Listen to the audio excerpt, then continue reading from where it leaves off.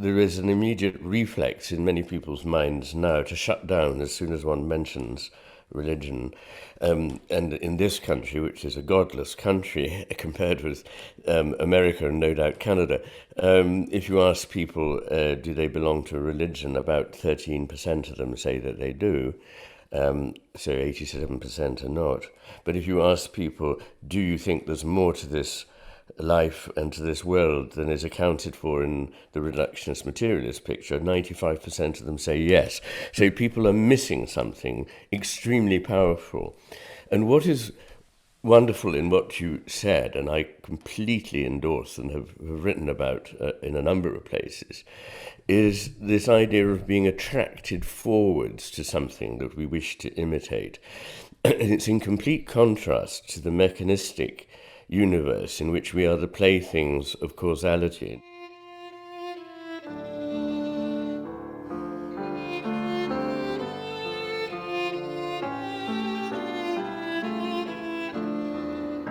This is Jonathan Pedro.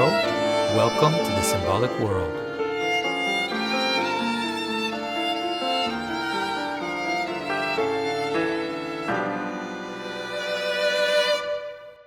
All right, and so before we start, maybe I think that I would really like to, most of your interviews I've seen have been very much about the brain and about the left-right hemispheres.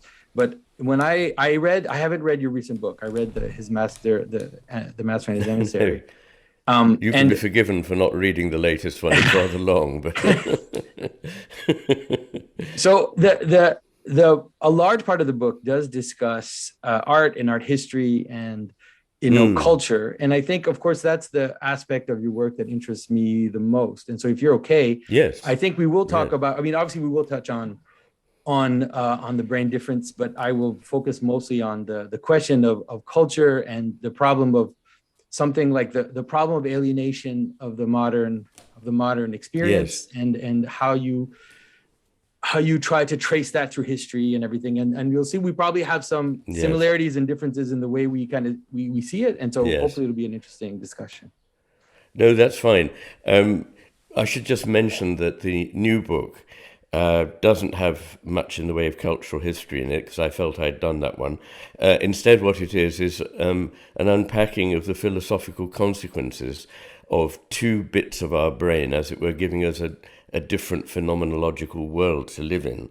And so if we're asking questions of truth, like who are we? I start this new book with Plotinus's question, but who are we? Because I feel we've completely lost any sense of what a human being is, what the world is like, and how we relate to it. So if one's going to answer those questions, then the question of which one of the hemispheres is telling us something we can rely on better becomes important. And I just unpacked that. So a lot of things that you're very interested in, I deal with in part 3 of the new book. Things like consciousness, matter, values, sense of the sacred, and all those things.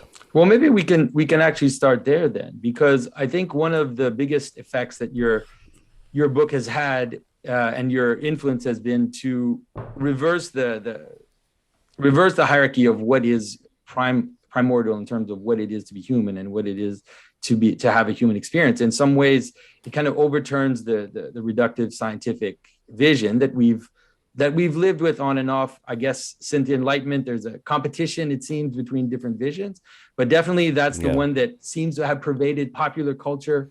This kind of reductive aspect idea that we are almost just machines, basically, soft machines, or something like that. But you really have been able to bring about the primacy of consciousness and the embedded experience as being something. You constantly emphasize the notion of context and how things the interrelation of things, and that is how we actually experience the richest part of our experiences in that. So maybe you can start a little bit with that, and we can move on to the art and culture a bit afterwards. Absolutely, we can start anywhere and go anywhere that you like.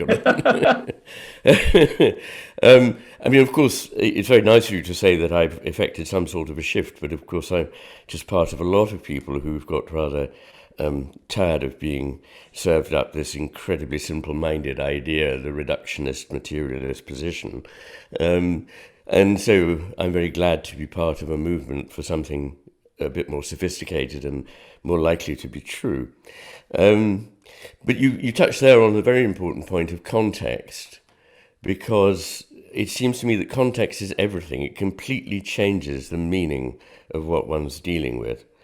The context of a word alone can make it mean something quite different, but all the things that are really most powerful for us, things like the sense of the divine, of nature, of love, poetry, music, and the rest, can't easily be just made into explicit sentences in prose. The only way we can approach them using language seems to me to be obliquely. Definitely. And there is, the way that I like to approach it is, there is a sense in which analogy is the basic mechanism by which we understand, or by which we engage with the world. Yes. And so analogy has this play between identity and difference. Like there's this constant play where you see the pattern, but you also notice the difference. Dionysius the Areopagite really talks about analogy as he pulls it into God, into these two extremes, of complete apophatic difference, but then also fullness of participation, you could say. And so you use the word metaphorical, at least in the book that I read. You tend to use the word metaphor in terms of that process. Yes. Yes, I think it's a reasonable one, because a metaphor is in which one is saying something like, he is a lion. And interestingly, it depends on the fact that he's not a lion. If he was, it would be a very banal remark. But the whole point of a metaphor is that you are bringing together two things that are simultaneously true in one way and not true in another. And I would entirely agree that metaphors or models, and models are just sort of more elaborated metaphors, govern how we think about things and are behind what we mean when we say, oh, I understand that, including in science. So when people say they understand something, I think what this means is that they can approximate it in their minds to something else that they already know and think that they can believe. So it's really always an analogy, as it were, but the analogy is interesting because of the difference as well. And what I particularly am concerned about is that when one uses a model such as a machine to liken anything, you make it look machine-like. Only the bits that correspond to a machine stand out, and all the rest retires into the sort of dark, into the penumbra. But those are the things we really need to be attending to. Otherwise, all we do see is the confirmation of our own model. Yeah, and I don't know if you thought a little bit about the obsession with artificial intelligence at this moment. And I seem to notice exactly what you're saying, is that our obsession with the technical, with computers, with artificial intelligence is actually transforming the manner in which we see ourselves. We tend to, although we phrase it as trying to notice the resemblance between artificial intelligence and human intelligence, there's a manner in which we've reduced the human being to aggregation of information. We've reduced the human being to being a kind of dictionary, and we've reduced consciousness to what it is that we can see on Google, let's say, or the manner in which we engage with our machines. I don't know if you've noticed that in terms of the shift in the way people see the human person. Oh, I have very much, yes. And I suppose 20 or 30 years ago, cognitive psychologists were consulted about ways in which one could try and make a machine smarter by making it like a person. But nowadays, the emphasis is how can we make persons smarter by making them more like machines? Unfortunately, we won't make them smarter, and all around me I see the evidence of what I call artificial stupidity, which is the reduction of human intelligence. And so I want to ask you, the biggest question I want to ask you, I want to get into the cultural question. And I think that, when I read The Master and His Emissary, I think for me, it was a very intense experience, because it was the type of intense experience that you get from coming close to someone very, very close, but then also noticing things that how can I say this? It's like I wanted to get into a fight with you. reading that book, and that rarely happens. Like, but I wanted to get into a fight with you the way that I would fight with my spouse or with my good friend, because it was like he's like, sometimes I feel like he's coming, he's right, he's there, and then I'm like, no, not that, not that. So that's the feeling that I got, and the biggest sense that for example, I mean, I love so much of it, but the biggest sense, the thing that I want to bring up to you, hoping that you know how much I appreciated and loved it, was what I found to be a profound misunderstanding of the Middle Ages. Like, to me, that was because if you know my work, you know that it is steeped very much in the medieval vision. And all the time when you were talking about the Dark Ages, I thought, there's a something of like, I understand the kind of Enlightenment line that we have, this vision of what the Middle Ages brought. But I felt like there was a deep misunderstanding, and maybe if I can phrase it, the misunderstanding, maybe you can, what I thought is a misunderstanding, maybe you can maybe untangle it for me or help me understand. There's a sense in which, you talk about this idea of context and of integrated meaning, how we gather meaning from all these related intermoving parts. And so, the left brain tends to want to isolate and to focus and to name and to kind of contain. And the image you use is the representation of the face through the ages. One of the images you use. And when you come to the Middle Ages, or to the more to the end of the Roman Empire and enter the Middle Ages, you see the lack of the personal, let's say, in the face. And to me, there's something about that which I feel like actually the crystallization of expression, of human expression, is very scientific. There's a very precise science to crystallizing an expression. Whereas I feel like the mimetic aspect of the face is something that we imitate through the face. That is, we imitate this emotional transformation that we feel in the other. We actually imitate it through our own faces. We don't imitate it through a pen.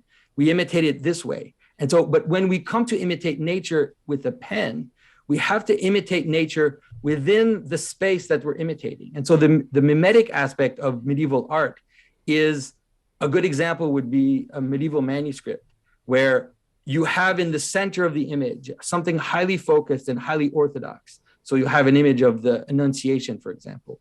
And then you will have some, let's say, flexibility in that image as well. But as you move towards the margin, then you find all the wonder and idiosyncrasy that would be in the margins of our perception, but would be just in this kind of metamorphosis that you find in Ovid, and all of these types of transformational beings that you see. And so when you go into medieval manuscript, you look into the borders, you find every single possible imaginative thing you can think of, every idiosyncrasy, inversions, humor, body humor, and so I felt like there's a sense in which, in order to truly understand medieval art, we have to understand it always contextually itself. And so a medieval sculpture doesn't exist on its own. It exists in a church. It exists within an architectural milieu, within the participation of a person. And so another example would be like Memento Mori in the medieval mind wouldn't have been, let's say, a highly whimsical use of anamorphosis in Holbein's skull, for example, but would be the actual skull of a saint that you would kiss and that you would venerate and that you would come to, And so there's a sense in which that is what I think that's where I found it difficult in terms of the Middle Ages, which is that the way to understand medieval life and medieval is through the liturgy, and not so much through the art. It's through the life of the people. And if you look at ritual and you look at celebrations and you look at that, then you find something which I feel was much closer to this kind of ideal world of connected participation and anyway, so I think that was the biggest thing that I felt when I was reading your book, was like, I totally agree with your conclusion, but I felt like in terms of the images you use, there were some that I disagreed with. I could feel the pressure. Go ahead and knock me down. I'm totally comfortable. No, not at all. It's not. It's absolutely not, I hope, a matter anyone knocking anybody down. And interestingly, I would not differ from. I can't think of anything you said really that I wouldn't really accept. Certainly, I think the way in which we understand another person, including their face and so forth, is not by a matter of decoding signals, but by a matter of inhabiting, if you like, so that we feel our way into what it is like for this person. And so I completely agree about that. Of course, that's a timeless remark. It has nothing to do with movements in the history of ideas. It's simply how we do the business of empathizing. But what I was talking about was the different ways in which the history of ideas has taken cataclysmic turns. And I suppose I absolutely love very much that comes out of the Middle Ages, and indeed it was at my school, which was in a 14th century school with a 14th century cloister and church and so on, that I first felt in that inhabited way the reality of that medieval world and its music and its poetry and so on, which I studied. So all of that I completely accept, but my point was not to try and survey the entirety of the history, but to look at the big crisis points. And I think that the Middle Ages, I mean, they can be seen as being very different from the foregoing centuries, but effectively after the fall of Rome and through to the early Renaissance, there was something entirely continuous going on, and it's with the Renaissance that one sees a big shift. And so I'm interested in those big shifts because I think they're associated with hemispheric shifts. But this has nothing to do with disparagement. And while I think it's true that to look for the expression of the medieval soul, one might look at literature rather than in art per se, that in itself tells you something, because I wouldn't necessarily say that was true of the Renaissance. I mean, there were wonderful things to do with the liturgy going on continuously, but not in quite that way. And I love the great business of the medieval mind is the seeing of the multiplicity of things. There's a tendency, once one moves on in time, to try and make everything consonant, but there's something rather wonderful about the suggestion of rampant individualization in the medieval mind and all the detail and fascinating little jokes that are in the sculpture and in the manuscripts. You mentioned Memento Mori, and I thought of this. If you don't know it, I have to pass this on. A wonderful marginal remark by a French monk who was transcribing something, and there is this moralizing saying, "Habe mortem pre oculis," have death in front of your eyes, and said with a French accent, this sounds like "Habe mortem pre oculis," and that can be read as the abbot is dead in a field and a lily is growing out of his arse. So the scribe actually draws the abbé prone in the field with the lily coming out of his arse. So I think this is totally wonderful. One can bring in every kind of imagination, including the humorous there. So I don't think that I'm somehow down on the richness of it, but I do think that the emotional expression in the face, at least in the West during the Middle Ages, was not anything remotely like what came afterwards. And I say in the West because, as you know, in The Master and His Emissary, I use that extraordinary image of Christ and his mother from the St. Saviour and Cora Church in Constantinople, now Istanbul. And that was, 12th century? 12th century, 13th century, yeah. But yes, an amazing thing, yes.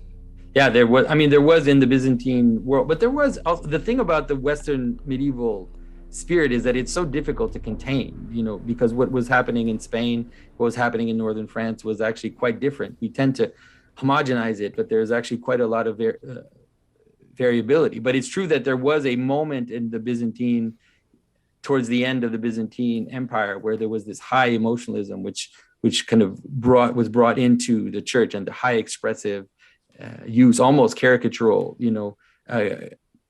facial expressions, and in that church in particular. Yeah, definitely. And so I think that for me, but I think that the in terms of, because there's, okay, so let me bring it back to the other part, which I think it related to the Renaissance as well, because in the Renaissance, what we have is highly expressive things, but which become more and more passive in terms of the viewer. And so the development of opera, the development of ballet, the development of all these arts, which are wonderful and beautiful, they actually bring the viewer into a position of just passive aesthetic contemplation. And although you can have internal emotions while you're watching, as at first, maybe the opera, there was some participation. You were allowed to scream at the opera, maybe throw things if you were annoyed. But it gradually was moving towards what we have now, which is the concert hall, which you sit and watch. Whereas that's why I wanted to bring out the liturgical part, which is that the liturgical aspect is always participative, right? The processions, the celebrations as well, and so you celebrate the feast of this saint, which is the feast of your local saint, and people dress up in certain colors. They dress up the statue. There's this really kind of dirty, something which is very formal in its purpose, but ends up being very messy and organic in its implementation, which is something that I feel gets lost in the furthering centuries, and that leads to like Netflix ultimately, which is just this, when you sit in front of a screen and you just watch something, let's say. Well, I mean, that might be a bit of a conflation, but even to be talking about opera and ballet, we're pushing things forward centuries from where we've just been. And so, and I absolutely agree that what's wonderful about the medieval church is this participatory and celebratory nature of it. And I contrast that, in fact, in the book with what happened with the rise of Protestantism, the abstraction, the verbalization of experience, and not the embodied rituals which contained experience that has deep meaning. So that's, in other words, a move towards being explicit, I would say, over implicit meaning. So I don't think that, once again, I'm sorry to disappoint you, but I don't think there's anything here that we're going to come to blows over. But I do think that there are some significant differences. I don't know about this observer who's not really taken up into it. I mean, even for the sake of argument, let's move forward a few centuries and talk about opera and ballet. And my own experience of them is profoundly moving. I mean, the things in life that can really earth-shatteringly move me are, in fact, occasional experiences in opera and ballet. So I'm not sure quite what you mean. You said internal emotion, and I didn't know quite what an external emotion was, but maybe I misunderstood. No, I think what I mean is that, so I think that opera probably can, let's say, call you to transformation. Like there's some aspect of opera which calls you to transformation, but the liturgical life is very much all about transformation, like transformation of the individual, transformation of the community through this, let's say, common action where we are not dancing per se, but we are processing together. We are venerating the same things. We are celebrating, that is transformational, is binding the society together, as it is expressing also the little idiosyncratic realities of being in a village in Spain, or being, because all these liturgical acts would also have been somewhat universal because you could recognize them, but they would also have had a very, very local flavor with, whatever idiosyncratic practice that someone in a little village would develop. And so that's what I mean by this call to participation, which is not something that you even only experience alone, but we experience together in the way that we're together. That is as a village, as a community, right? Not as people sitting in a room watching the same thing, but as the manner in which, I have to forgive my brother. I have to deal, I'm here with my mother that I fight with all the time, but now we're celebrating this saint. There's something about that that's pulling me towards something more than just my experience, let's say. There were two things that you described there that seem to me very important, though nowadays we might think of them as contraries, but they are not. They need to coexist. One is the sense of being together over time and space, and the other was of the idiosyncrasy or the idiom of the local place, which embedded you in that particular context. So in Spain or in France, there was something different, but it was still the same liturgy and the same tradition and so forth. And the other thing was this idea of transformation, because, of course, the other way one can see religious ritual is in continuity and confirmation of what there is, that it eternally continues. So, but that doesn't, of course, mean that it can't involve and that it should not involve transformation, personal transformation. I keep thinking in terms of the coming together of opposites, because it's a big theme in my latest book, The Matter with Things. But, Heraclitus says this rather mysterious thing, by changing it remains the same, which I really understand. So, yes, I think all those things are wonderful and important. Yeah, and I think that's definitely what I got from your book is this powerful understanding of how the one and the many, need each other in order to exist. You can't separate them. They have to. They define each other, and we see that in our smallest experience of anything we view as having unity. We can all immediately see its parts in its unity, and there's this breathing back and forth between the two aspects, and we tend to overemphasize. We tend to radically think that we need decentralization. We need to be personal and original and everything. Or we need to all be the same and everybody have a number. So there's this radicalization in the modern world, which takes away from this organic relationship between one and many, let's say. Yes. I mean, first of all, what look to us like parts in one context are wholes in another, and what looks like for now a whole is also a part of something else. So this movement backwards and forwards between what we see as the whole and the parts is terrifically important, including if we pride ourselves on being able to see the whole. This is not achieved by excluding recognition of an awareness of the parts. It must actually involve that at the same time. Yeah, definitely. And so I think my biggest question then, after these few little escapades on the Middle Ages, is what do you see as the way forward? Because on the one hand, we have an analysis of the problem and maybe an abstract prognosis of what it is that should happen. Let's say that we should rediscover this, but in practice, how do you see the way forward for us? That's a very good question, and in a way you suppose there, which some of your listeners or viewers may not know, that The Master and His Emissary ends with my attempt to portray what the world would look like if we only listened to the sort of things our left hemisphere can tell us. And very few people have failed to spot that it's a picture of where we are now. Yeah. And why that's important is that, as I show in the new book, That Matter with Things, the right hemisphere sees a much more veridical picture of the world, takes in a vastly richer picture than the map, the sort of skeletal theory of things which is available to the left hemisphere. I've just been reading Mattias Desmet's book, The Psychology of Totalitarianism, which I think is very good. And one of the things he says, which is exactly what I always feel is important, is there are not a few fixes. There are not a couple of things that we ought to practice and make sure we do these. Often when I've given a talk, people want to know, so what are the sort of 4 things I need to do? And there really aren't 4 things, as it were.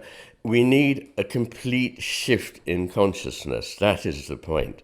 And in my terms, this means being aware of all that the right hemisphere can see that the left hemisphere rules out. But to be more specific, in the last part, the third part of The Matter with Things, I paint a picture of a cosmos as it would come to us if we could attend both with the right and the left hemispheres, one in which the coincidence of opposites is central, in which this tension between the one and the many is not to be resolved, but actually is valuable only because we can hold that tension. So often it's not collapsing into one or other pole, which is the modern tendency when we see two things that we think are opposed, but actually holding them both in tension together. And to understand that, I'd prefer sometimes to Heraclitus's idea of the taut string of a lyre that gives the note, or the taut string of a bow that allows the arrow to fly. If you let that tension between two things pulling apart go, the string would just collapse and there would be no arrow and there would be no music. So we need those things together. And then I change the way in which we think, I hope, about the so-called building blocks. I mean, about things like time and space and matter and consciousness, but also putting at the front of things what a lot of people would think rather surprising as choices for constituents of the cosmos: values, purpose, and a sense of the sacred. And I think the loss of these, because we've swallowed this very simplistic, mechanistic ideology, which I'm afraid only leads, as Desmet suggests in his book, to a state of anxiety, fear, loss of the sense of meaning and cohesion, which causes people to flock towards totalitarian solutions, control, and so forth. So what we need is to regain some sense of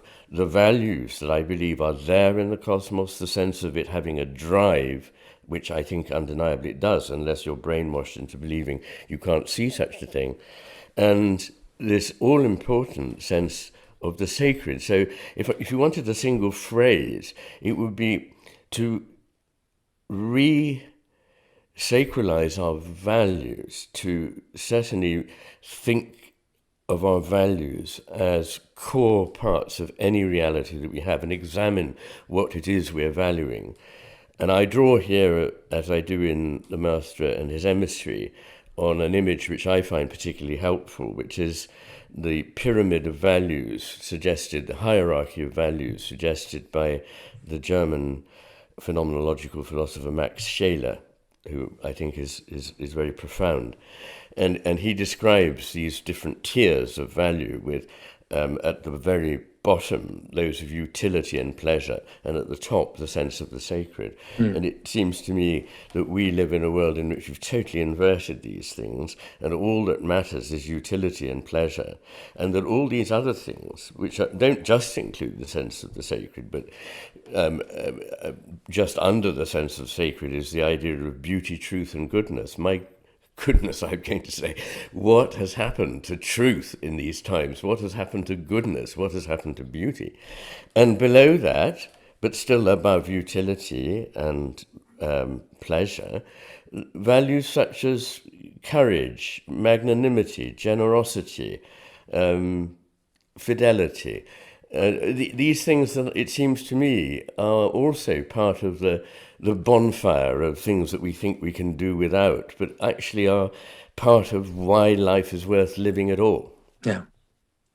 And so I don't know, in your thinking about this, if you thought a bit about Dante, because one of the elements that I tried to bring about is, first of all, the element of imitation, and then the element of celebration.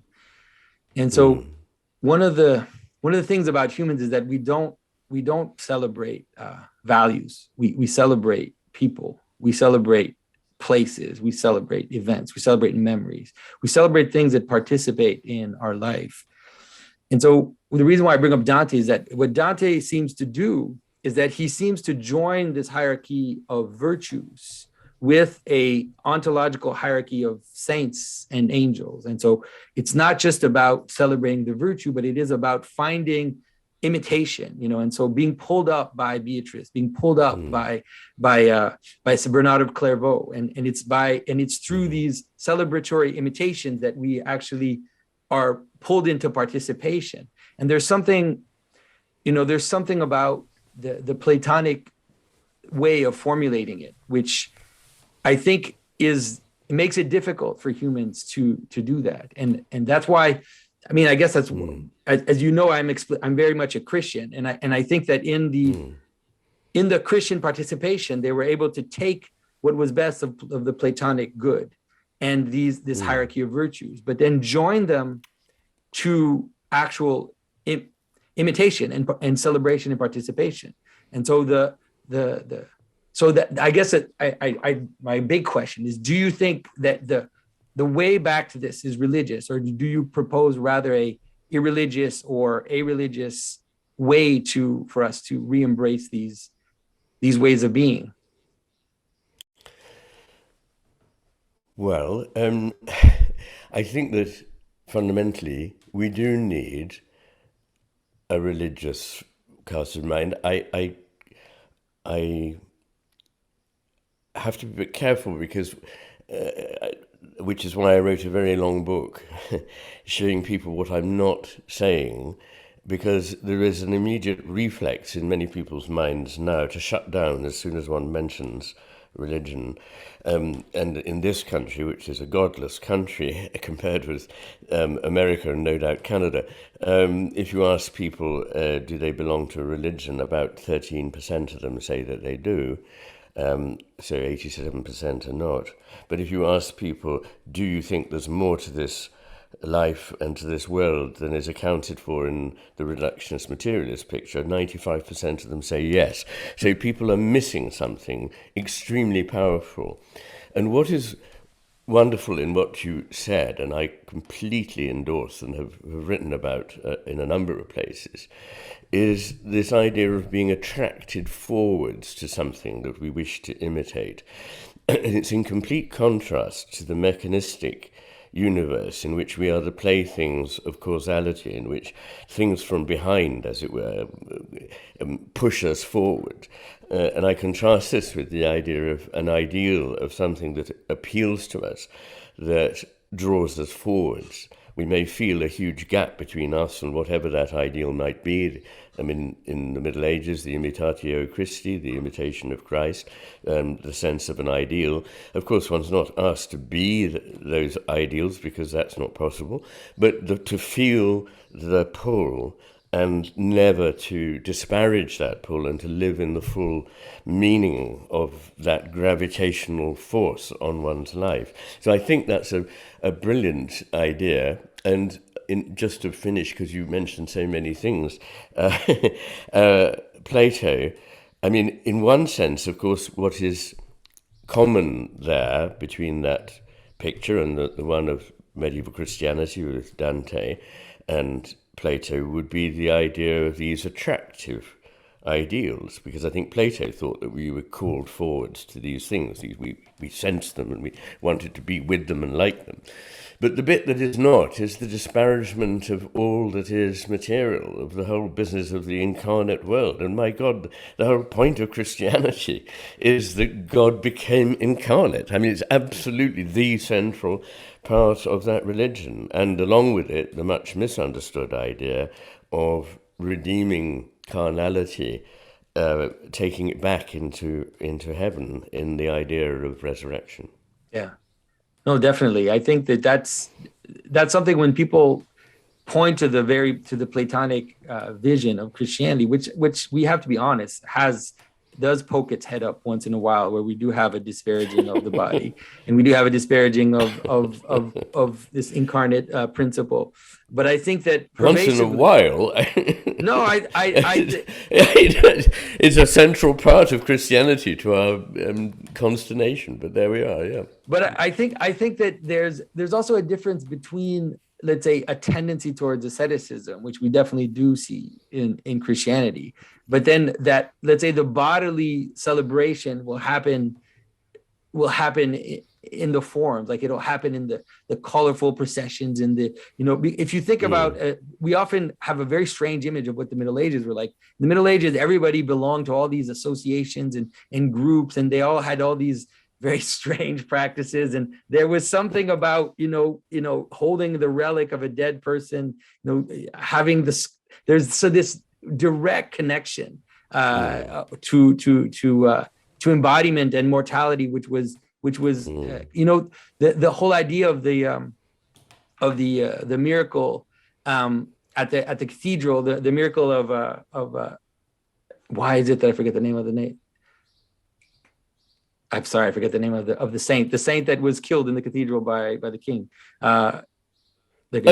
Thomas a Becket. Yes, exactly.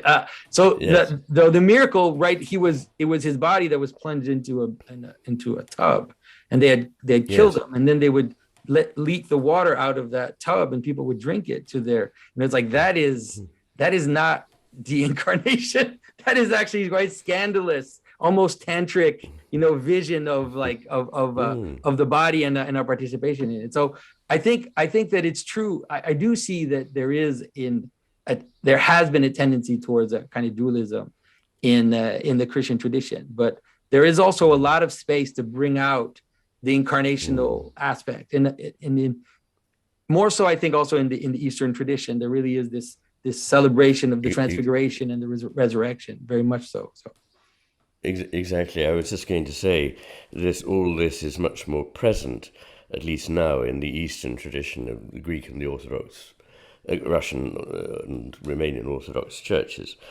So, yes, and of course, what one needs to be able to preserve, if possible, is the sense that, flesh is not something simply to see as abject and to be, as it were, if possible, got rid of, but also not to see it as central or absolutely essential to whatever it is one means by the living spirit or soul of the person. So again, it's one of these holding togethers of things that don't seem immediately to cohere.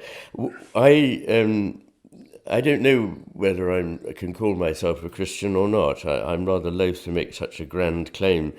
And I know that it's perfectly all right to acknowledge one's complete failure to be a good Christian and still call oneself a Christian. But I certainly draw enormously spiritually from the Christian tradition. How could one absolutely not? It's so fantastically rich.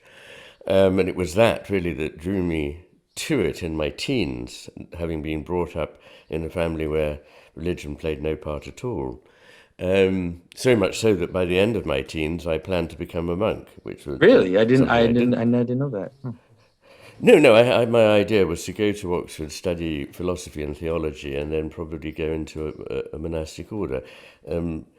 Fortunately for any monastic order and for myself, this plan changed, and I don't think I'd have fitted in very well. But really, the only reason I'm sort of mentioning that is to say that I suppose my position, which I think is a very important part of the way I look at things, is a panentheist position, not pantheism, which simply, as you know, means that everything is God and God is everything. There's the sum of everything. But that God is not. God is in everything and everything is in God, which leaves room for God to be more than we can know or say by just summing everything that we believe to be real. But I think that position is definitely in tune with the more mystical aspect of the Eastern tradition. You really Absolutely. Do have an apophatic vision of God, which is central to all the mystical Exactly. Practices in the Eastern Church. But then there is also, like you said, there is this filling up, I think that's what you see in Dionysius the Areopagite so clearly, is that he does these two extreme movements where he says, no, you cannot say anything which touches God. God is beyond all definition, all name, all being, non-being. He's beyond all things, yes. But at the same time, he is to be found everywhere and hidden behind all phenomena. In all things at the same time. Yes.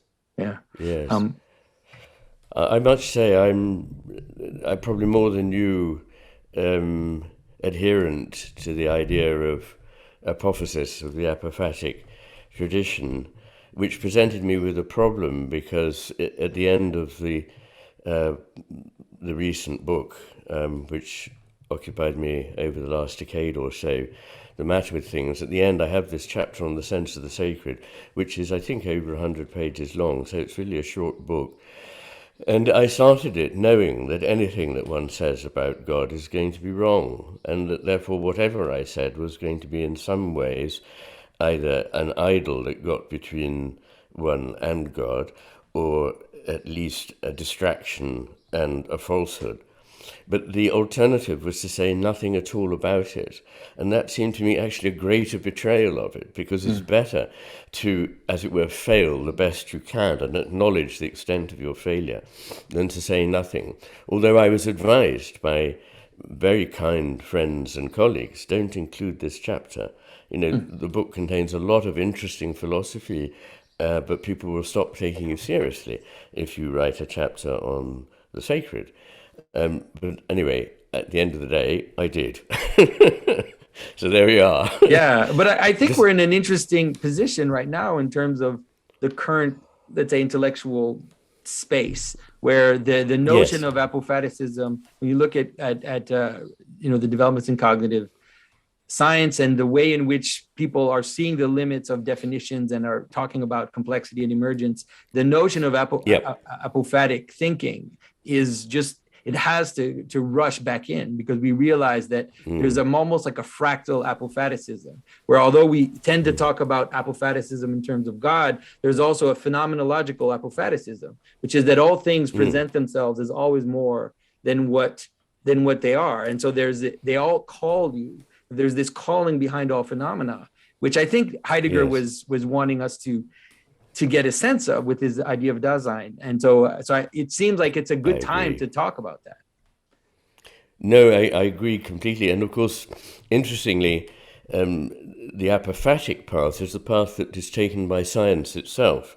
Science can never say this is the case. It can only say that as we see things now, we can say that the following things are not the case. Yeah. So in other words, it's always alerting us to things that we should not prefer, but is unable to say this is the truth. Yeah, and that's interesting, because although that is ingrained in the scientific method itself, it's always betrayed in its popular, the way it's presented in popular world. It's always about science says this, and so now we follow this line. Yes. I don't know if you agree with me, but I don't know if you agree with me, but I think that a lot of this is due to the prevalence of talking heads from the biological world. I'm very impressed by the modesty of physicists and their utter readiness to acknowledge the extent of their ununderstanding. But there are a number of people who've become used to the idea that they're obviously very good at molecular biology, and that this gives them the authority to pronounce on whether there's a God or not. Yeah. We won't name any names. Yeah. No, I think you're probably right. Absolutely not. Yeah, I think you're probably right. There is something, from during the entire 20th century, there's a sense in which some of the physicists had very deep mystical, at least insight, or at least a kind of mystical reserve facing the way phenomena was presenting itself to them. Yes, in discussing matter and consciousness, I quote many of the great physicists of the last century, and as you probably know, there's hardly a single one. In fact, I can't think of one who doesn't really embrace this idea that consciousness is an ontological primary, which doesn't necessarily mean that it is prior to matter, but that it is an ontological primary in the sense that you can't get behind it and say that it's derived from something else. I think to have a dispute about matter and consciousness may be a mistake if one's arguing that consciousness is prior to matter. I think that case can be made, and I'm sympathetic to it, but I think at the moment what I hold is that they are in fact different phases of the same phenomenon, much as ice and steam and the flowing liquid are all manifestations of water. If you say, well, which one is the real water? Which came first? Well, there isn't an answer to that question. They're all completely different manifestations of the same thing with utterly different qualities, but they are effectively the same. Yeah, and I mean, a simple formulation of that would be either you see in scripture that it says, in the beginning, God created heaven and earth, and those two primary categories, whether you see it as the Tao or as the yin yang, for example, as these two primary categories, they don't, they are in a way a manifestation of something apophatic behind it. But as they appear as two opposites in attention that play with each other and that communicate. How can I say one expresses the other and the other, finds body in the other, and there's this interplay. So I think that's something. Absolutely. Yeah, it's something that is there in basic just theological thinking, I think. It is, and it's embraced by the idea of panentheism, and in my thinking, the idea that the cosmos and the divine principle are constantly in an act of co-creation is very important. This is an idea that was articulated by Alfred North Whitehead, who I hold in considerable esteem.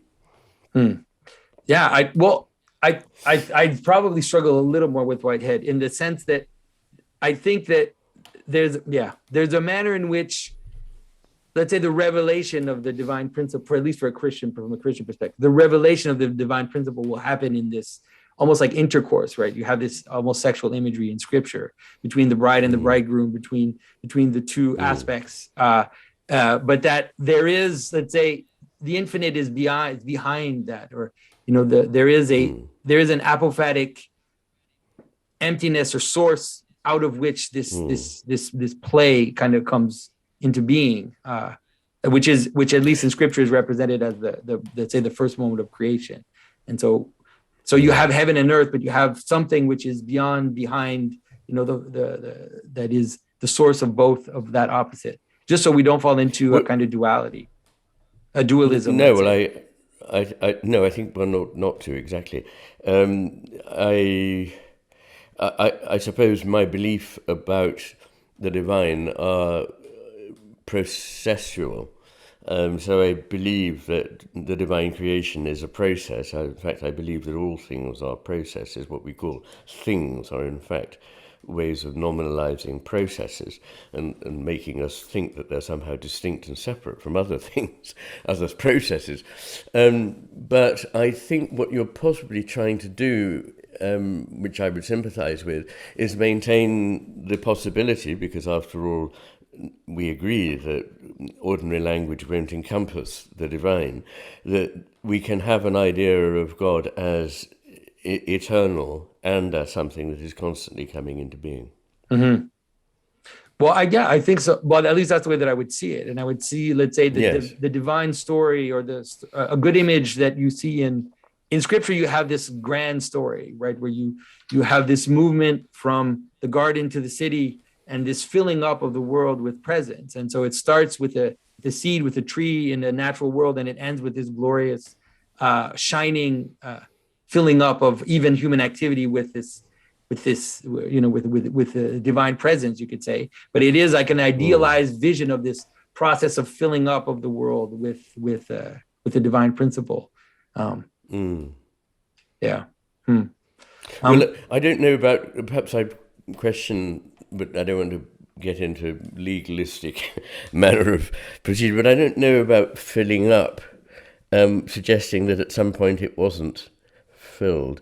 I mean, my idea of process is not that something becomes to a greater degree divine, but that the divine becomes to a greater degree what it is, if you see what I mean. So it's not a matter of filling up something that was formerly an imperfection by adding in some more divinity, but instead that the divine is itself something that is eternally something that can be unfolded without in any way damaging its integrity. In fact, I definitely agree. And you could see it almost like you could see the story as an intersection within within God. Like it's like we see it as a slice of something which is eternally happening and eternally true. But because of our position, we just see this as this line, a point there and a point there and a through line. But ultimately, it is something which is eternally happening. Or not, the word happening even doesn't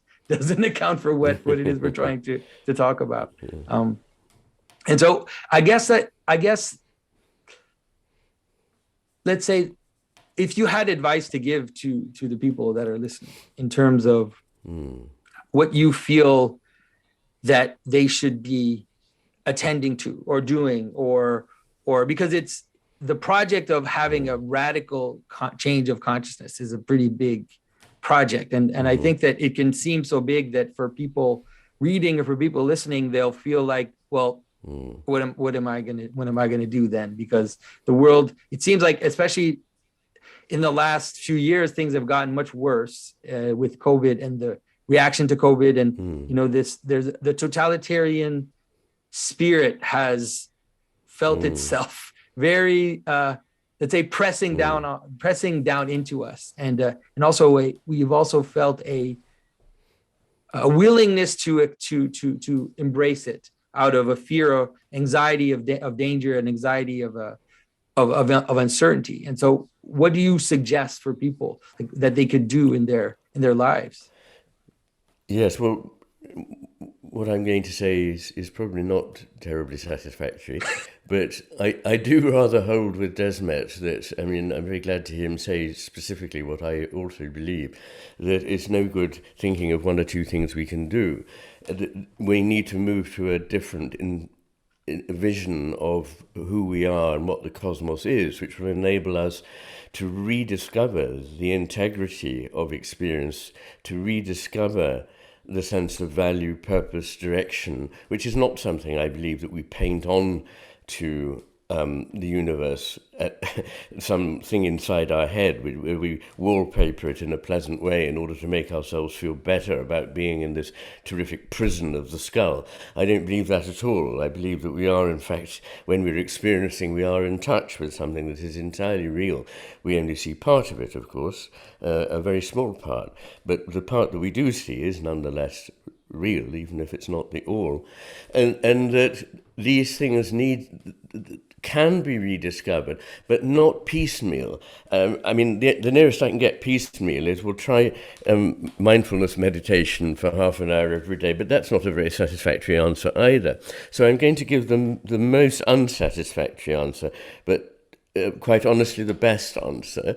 I'm sorry to say this, but it might be worth reading The Matter with Things, if you can bear to, because the whole point of that undertaking was precisely to take somebody who couldn't see anything here beyond the reductionist materialist paradigm and take them by logical steps that they can acknowledge to a place where, instead of thinking only somebody with an lack of education or very simple-minded would believe in the sacred and the divine nowadays.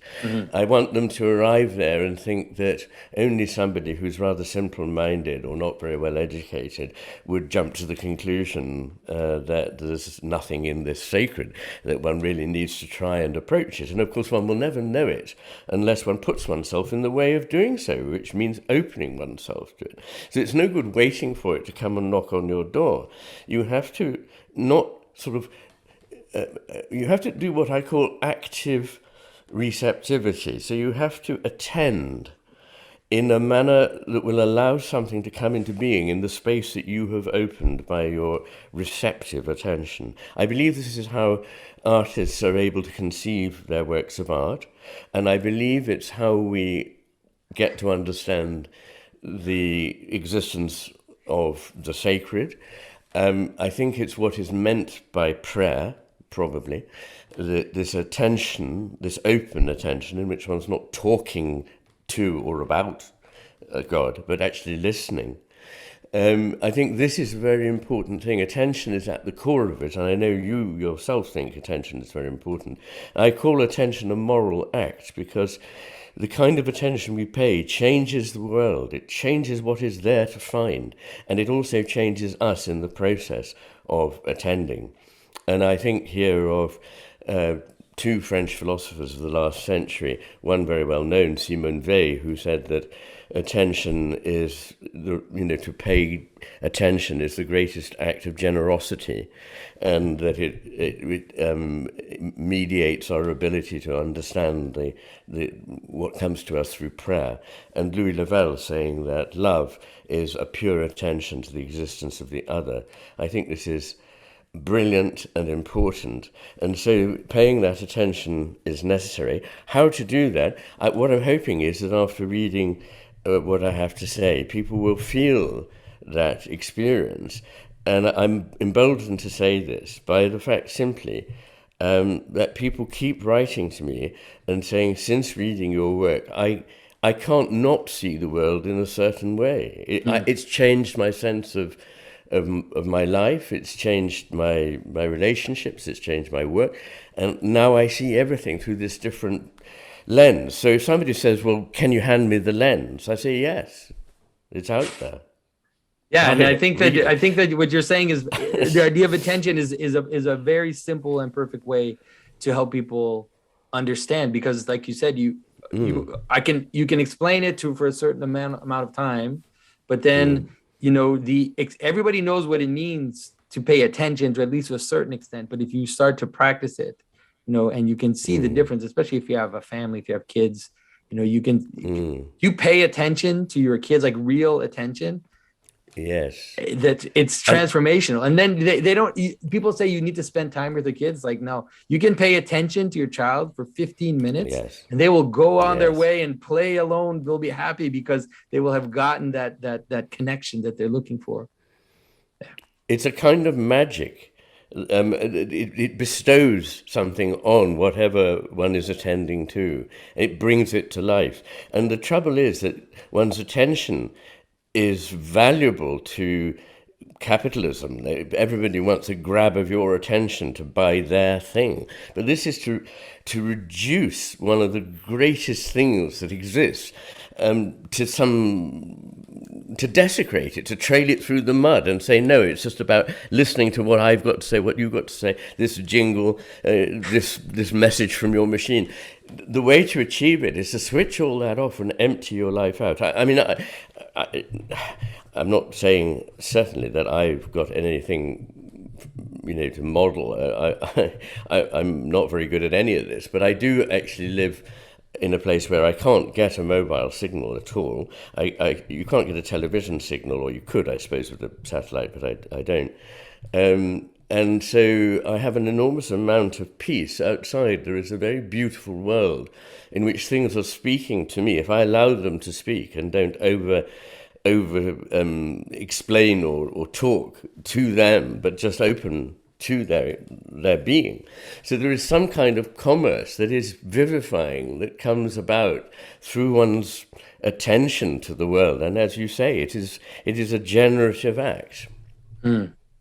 Well, I think that's a beautiful place to finish our conversation. I think people can leave with a nice little nugget of wisdom that they can apply in their lives. So Dr. McGilchrist, thank you so much for your time and for meeting with me. It was a wonderful conversation. Well, thank you so much, Jonathan. I very much enjoyed it.